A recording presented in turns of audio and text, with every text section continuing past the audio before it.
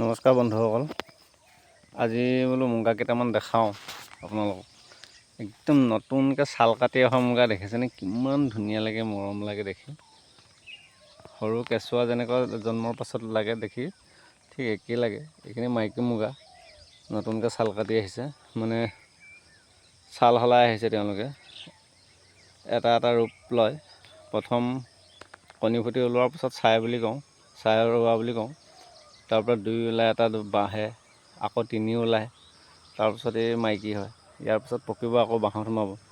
পখিলাৰ মানে যিটো প্ৰচেছ, পখিলাৰ যিটো জীৱনকাল একেই মুগাৰ সৈতে। ইমান ধুনীয়া লাগে নহয় দেখি, আপোনালোকে হয়তো চকুৰে নেদেখিলে ক'ব নোৱাৰিব। দেখিছেনে?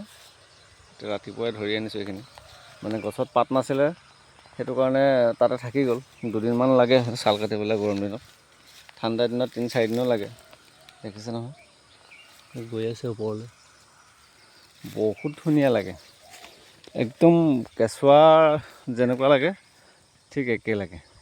এই চাবচোন ক'ৰবাত সময় সুবিধা পালে আপোনালোকে। ধন্যবাদ।